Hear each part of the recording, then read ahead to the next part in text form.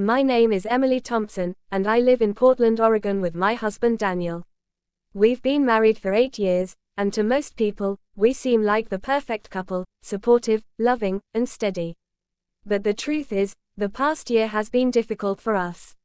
Life got busy, and between Daniel's long hours at his architecture firm and my demanding job as a school counselor, we slowly started to drift apart. I remember once upon a time, Daniel would leave little notes for me on the fridge, sweet reminders that he was thinking of me. But those had stopped. Our conversations had become more about bills and schedules than laughter and dreams. So when our 8th anniversary was approaching, I honestly didn't expect much. Maybe dinner at home, maybe a card. I had quietly accepted that romance fades with time. That morning, Daniel left early for work, or so I thought. I was still half asleep when I heard him moving around the room. He kissed my forehead gently and whispered, "Happy anniversary, Em." I smiled sleepily and mumbled back, "Happy anniversary, Danny." When I got out of bed, I saw a white envelope on the nightstand with my name written in his handwriting. Inside, there was a simple note. Greater than, "Today, I want you to follow your heart, and the clues I've left for you." Below the line was a tiny paper heart with the number 1 on it. I frowned, curious. That's when I noticed another envelope near the mirror in our room. Inside it was clue number 2. Greater than, where we first said, "I love you." My heart skipped a beat. That was the old coffee shop near the park, Brew and Bloom.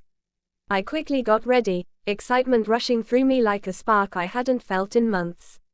When I reached the coffee shop, I found the barista smiling knowingly. "You must be Emily," she said, handing me a small latte cup.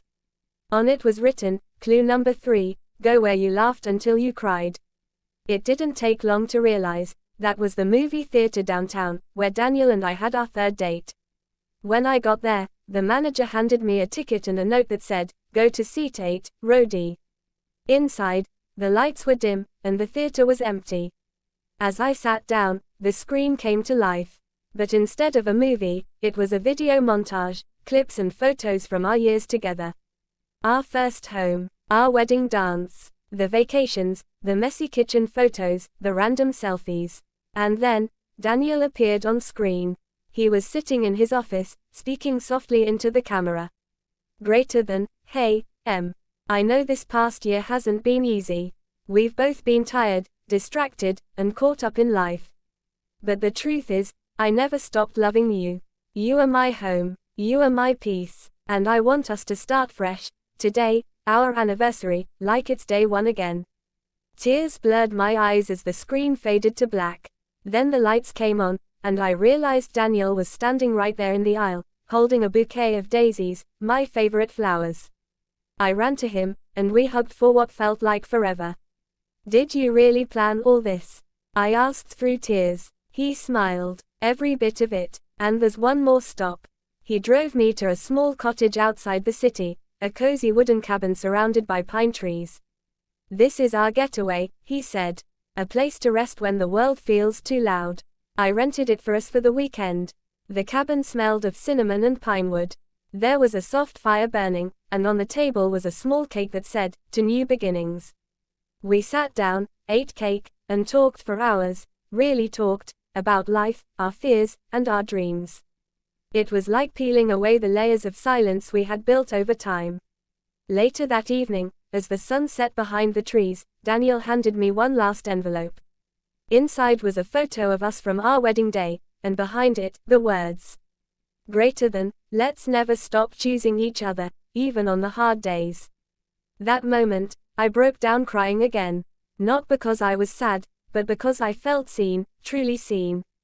It wasn't about the surprises or the clues. It was about the effort. About the reminder that love is not something you fall into once, it's something you choose, again and again, every single day. The next morning, I woke up before Daniel and looked at him sleeping peacefully beside me. For the first time in a long while, I felt thankful. I realized that even though marriage isn't perfect, it's made perfect by small acts of love, like the ones he gave me yesterday.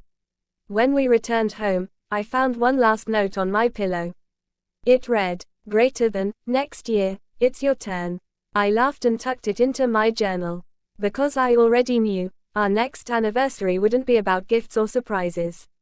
It would be about us, and the beautiful, imperfect, everyday love we've learned to cherish again. Moral of the story: true love isn't about grand gestures or expensive gifts, it's about showing up, paying attention, and remembering why you fell in love in the first place.